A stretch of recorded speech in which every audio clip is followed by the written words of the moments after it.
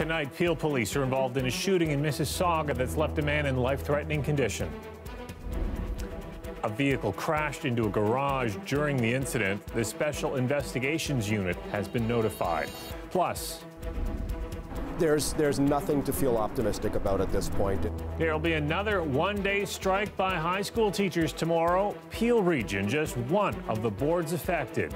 And I just don't really want to charge the maximum because we don't need to charge the maximum. an unprecedented concept will introduce you to the Toronto landlord who in the past 3 decades has only raised rent on his tenants once. Good evening, I'm Mike Wise. We'll bring you those stories shortly, but we want to begin with the latest on some rapidly developing international news tonight. Canada's armed forces are confirming that all Canadian staff deployed in Iraq are safe. And of course, after Iran launched more than a dozen missiles at least 2 military bases in Iraq. This in response to the killing of top Iranian military commander Qasem Soleimani. Now, this is a look at a map where the attacks took place. Both bases hosting U.S. military and coalition forces. Now, these images aired on Iranian state TV, which appear to show missiles being fired into the night sky. Now, we don't currently have any information about casualties or the extent of damage. Canadian Chief of Defense Staff Jonathan Vance tweeting tonight that all deployed CAF personnel are safe and accounted for. President Trump responding in a tweet tonight saying all is well. Missiles launched from Iran at 2 military bases located in Iraq. Assessment of casualties and damages taking place now. So far, so good. We have the most powerful and well-equipped military anywhere in the world by far. I will be making a statement tomorrow morning. Now, of course, this is a developing story, and our colleagues at The National will be watching it closely all night. You can catch the latest edition at midnight or stream the show anytime on CBC Gem. You can also head to our website for the most up-to-date information, cbcnews.ca. Well, turning to news at home now, a man is in life-threatening condition after an officer-involved shooting near Winston Churchill Boulevard and Eglinton Avenue West. Officers from our street crime unit were investigating a vehicle around 7:30 this evening in relation to some drug activity. When the officers went to approach the vehicle drove at them. So one of the officers fired several shots at the vehicle, striking the driver, and the vehicle then drove into a garage in the townhouse complex just behind me. Now, that driver was rushed to hospital. No officers were injured. The province's Special Investigations Unit has been contacted by police, but has not yet begun an investigation. The SIU is called in whenever someone is injured in a confrontation with police. Peel Police have closed the southbound lane of Winston Churchill in the area for further investigation. And still in Mississauga, a pedestrian is dead after being struck by a vehicle on Highway 403. Now, this collision happened at Hurontario Street just before 7:30. Peel investigators are trying to determine why the person was on the highway. Highway 403 eastbound lanes are closed at Erin Mills Parkway and Hurontario Street for the investigation. And high school students in Mississauga will have a day off tomorrow. Members of the Ontario Secondary School Teachers Federation are planning their 4th one-day teacher strike, targeting 9 school boards, including ones in Peel, Niagara, Stratford, and Windsor. Angelina King has the details. As high school students return to class from winter break, the union representing their teachers and the province are as far apart as ever in contract talks. There's nothing to feel optimistic about at this point. In an effort to ramp up pressure, OSSTF members, which also include support workers, will be striking for one day tomorrow in certain areas. Schools at 9 boards across Ontario will be closed, Peel being the largest. A number of French schools are also affected. Toronto schools are not.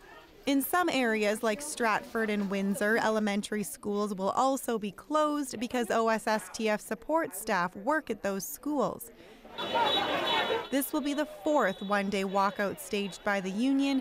The two sides started bargaining nearly a year ago. The sticking points remain the same for the union: larger class sizes, mandatory e-learning, and cuts.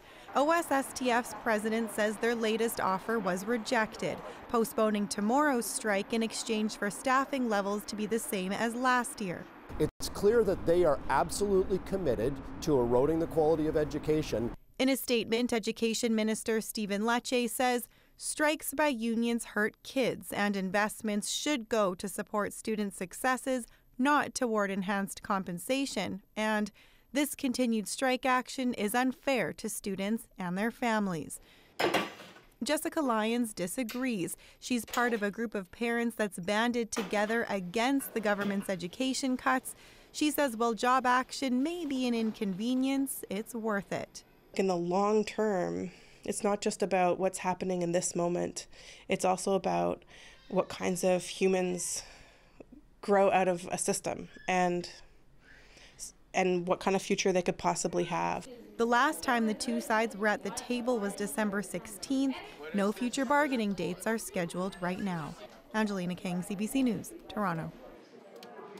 A former Toronto pastor was sentenced today in the drowning of his wife, nearly a year after jurors found him guilty of manslaughter. Philip Grandin received 15 years in prison, a sentence he's appealing once again. Ali Chasson has the latest. It's a sad day for the family because they have to relive this horrible thing over again. Philip Grandin has spent very little time behind bars since drugging his pregnant wife with Ativan, leaving her to drown in their bathtub in October 2011. He has been convicted of manslaughter twice, and now he wants a third trial. It seems to me that the victim here seems to be treated like the criminal, and the criminal is being treated like the victim. In 2012, Philip Grandin was charged with first-degree murder, convicted on the lesser charge of manslaughter, and sentenced to 15 years. But the Ontario Court of Appeal found the judge in that case made an error. Grandin was let out on bail while he awaited a second trial. That wrapped up almost a year ago with another manslaughter conviction. This morning, he was handed a 15-year sentence again. The lead detective echoed Justice Faye McWatt's words today about the victim, Carissa Grandin. All the things that she did to try and make this marriage work, and still she appeared to be bombarded emotionally by as Her Honor said, the selfish and callous acts of Mr. Grandin. In cases like this, there are two, on the scale, on the sliding scale, there's accidental versus murder. And in her opinion, this was closer to murder. The justice ruled that he wanted her dead. He had a secret affair. She found out. He had lost his job as a pastor because of it. Justice McWatt said while Philip Grandin had no history of violence, quote, his behavior was diabolical. The attack was planned and premeditated. And she could not see the weapon used against her, referring to the sedative he gave his wife before she got in the bath. Grandin's lawyers have applied for another retrial, citing again errors made by the judge. As for whether he'll get bail in the meantime, that's yet to be decided. The appeals court judge here at Osgoode Hall said they need more time to consider. Ali Chasson, CBC News, Toronto.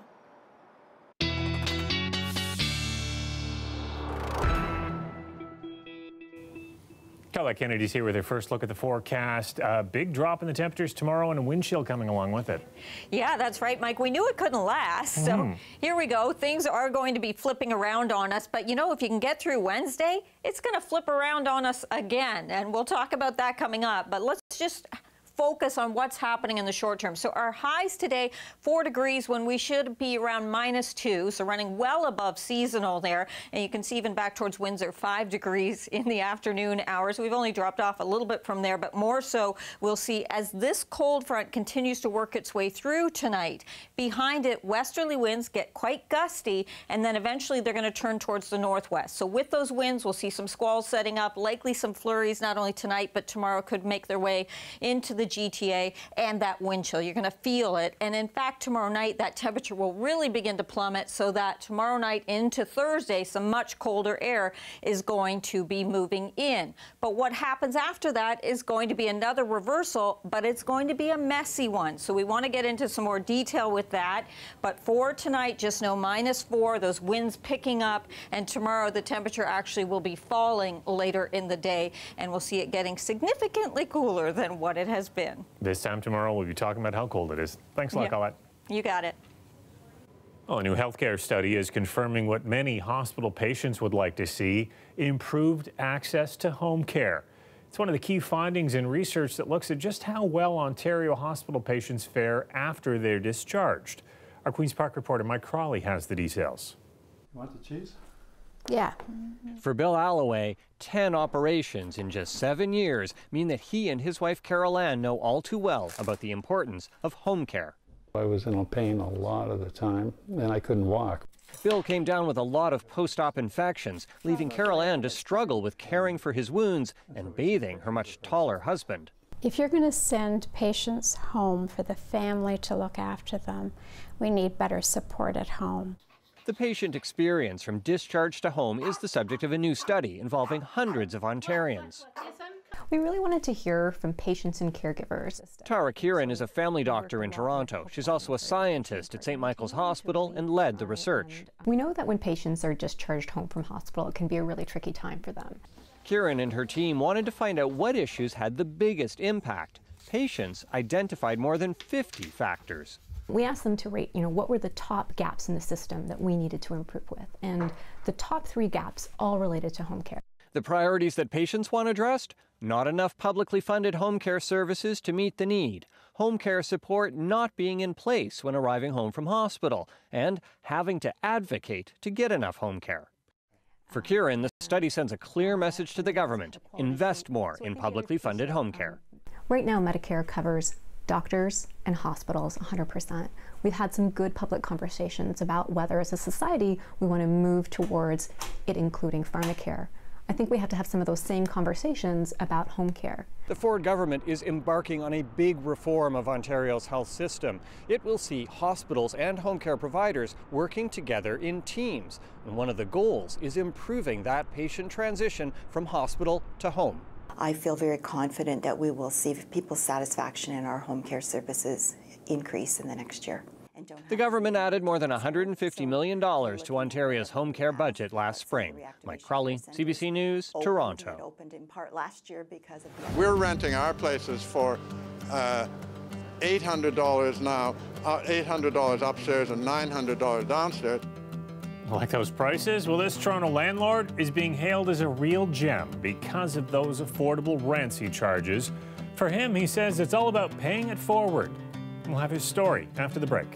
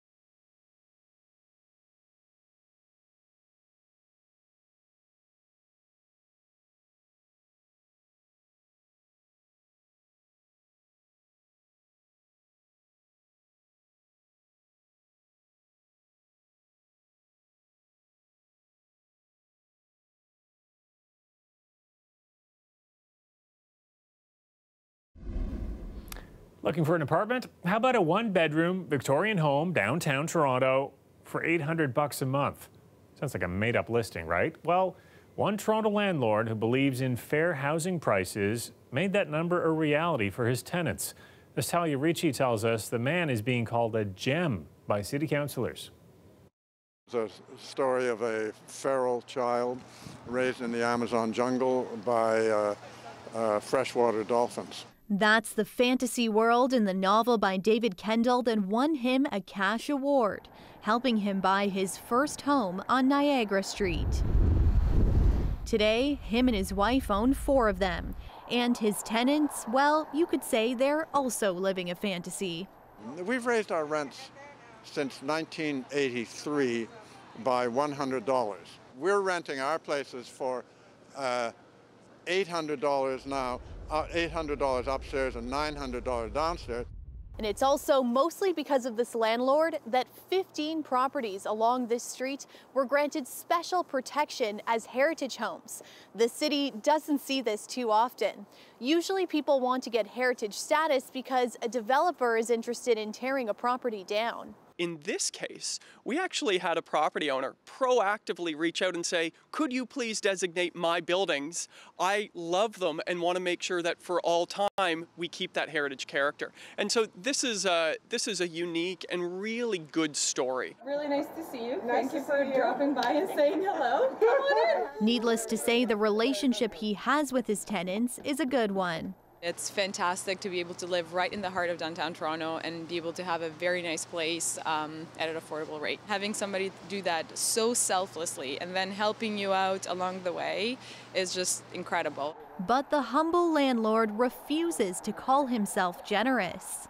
I can see how it's seen that way, but it's really a philosophical thing that I just don't really want to charge the maximum because we don't need to charge the maximum. David only owns 1 pair of shoes. He is not an extravagant person, so he always looks out for people. He thinks that this will be a legacy to allow people to have low rent so that they at one point can buy their own home. A legacy that's already spreading.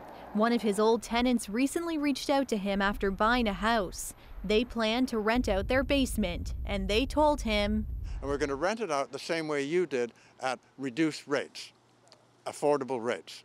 So I thought to myself, that's the loveliest email I've ever received in my life. I wept.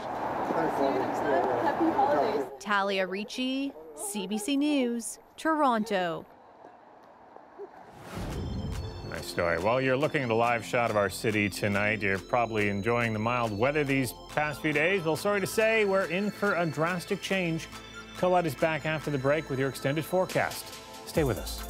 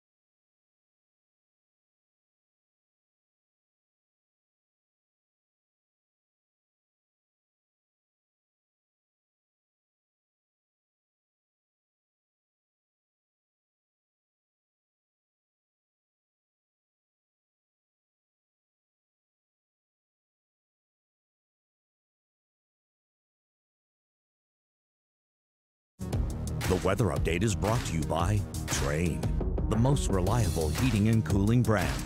It's hard to stop a train.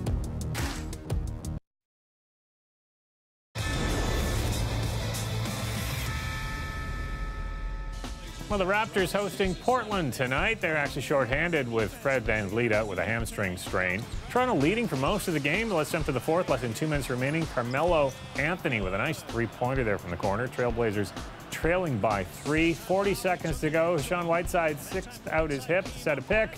No call, and Damian Lillard there buries that long-range three ball to tie the game.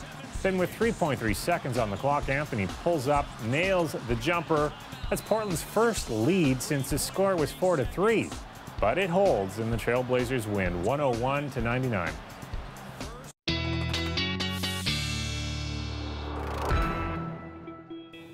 Colette is back with her extended forecast, and you have a special weather statement for this weekend to tell us about. But first, we have to get through the next 24, 36 hours. Yeah, and they're interesting on their own, although not terribly significant. It's just a big change in terms of how cold it's going to get from where it's been. So what happens is, first of all, we have this cold front that's moving through. We see the temperatures cooling off. We're going to see those winds picking up. That will set up some squalls, so don't get me wrong. There'll be some areas that are going to be tricky on the roadways. But it's late week as we go Friday into Saturday, especially, so into the weekend. That's when the special weather statement is in play for, because of the messy mix we'll be seeing then. And just to give you a bit of a heads up in case you have some travel plans, all right? So we'll get to that in just a moment. Here's what's happening through the overnight. There goes that cold front. We know it gets windy behind it, so we'll have wind chills, but it also drives across the lake and sets up those squalls, and some of those flurries come down into the GTA. Then a core of colder air makes its way here, so that we'll see falling temperatures Wednesday evening into Thursday morning. And then the next system is beginning to approach. So we get a bit of a reprieve on Thursday with not a lot of activity. Then it's going to get breezy again as we go towards, this is Thursday night, all right, headed into Friday. Milder air pushes in, though, because of a southwesterly flow. So it really turns into rain, but then it changes again.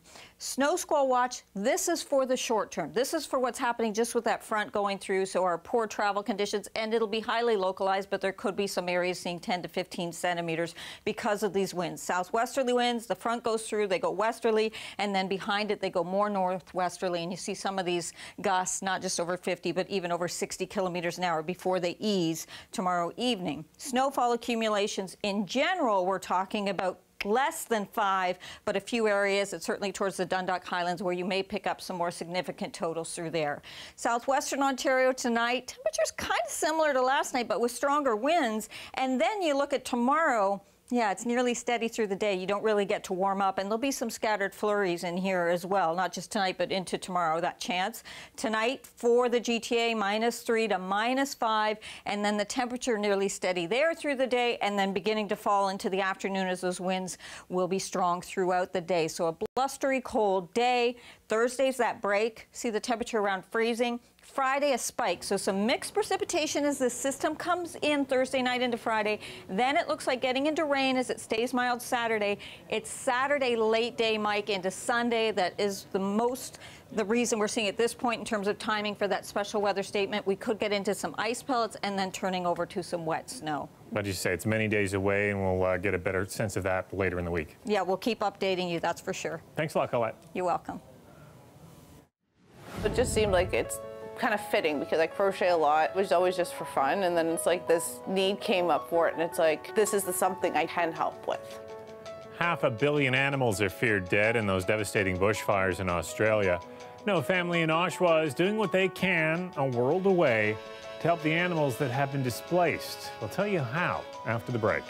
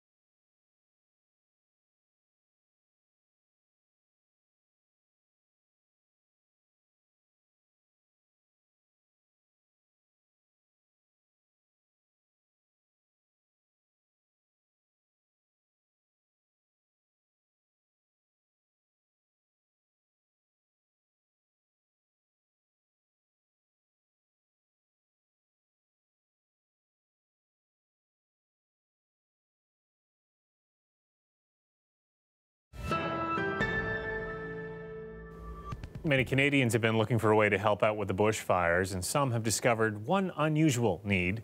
It's for items that are hand-sewn, knitted, or crocheted. They could help some of Australia's cutest residents displaced by the fires. Lorenda Redicop has that story. Tori Docherty has found a second use for her daughter's old baby blanket. This could be the outer pouch. It's designed to keep an animal in Australia nice and snug. It's estimated at least 500 million animals there could be killed this fire season. Videos like this have people wanting to help. An Australian animal rescue organization put out a call online, and people from around the world are responding, making nests or pouches. Orphaned or injured bats, koalas, baby kangaroos, and many other animals all need them. Docherty also has her daughters, 12 and 6, helping out. So it just seemed like it's kind of fitting because I crochet a lot, which is always just for fun, and then it's like this need came up for it, and it's like this is something I can help with. She joined a Canadian Facebook group connected to the Australian Rescue Organization. Right here is just the beginning of a micro bat wrap or a micro pouch for like little tiny animals. One of the main organizers who started the Canadian group hasn't been able to crochet much herself. She's mostly organizing and fielding calls. In just a few days, thousands of people have joined the group. It has hubs in cities across the country that collect the items. Then people flying to Australia take the items in their suitcase. It moved me. I didn't even think twice about it. It was like, that's it. No, yeah, I'm helping. Some pouches have already arrived down under, and the list of what's needed is updated every day. Tori Docherty wants to teach her kids about the importance of volunteering and that all animals matter. So it's like, don't want to lose the koalas or lose the kangaroos, because when we lose one animal, we end up completely screwing up our whole ecosystem. Lorenda Redicop, CBC News, Oshawa. Well, that's our newscast for tonight. Our newsroom continues to follow the situation tonight in Iraq and the tensions between the United States and Iran. You can follow the latest developments online overnight on CBC News Network and, of course, on radio tomorrow morning. I'll see you back here tomorrow night at 11 o'clock. Good night.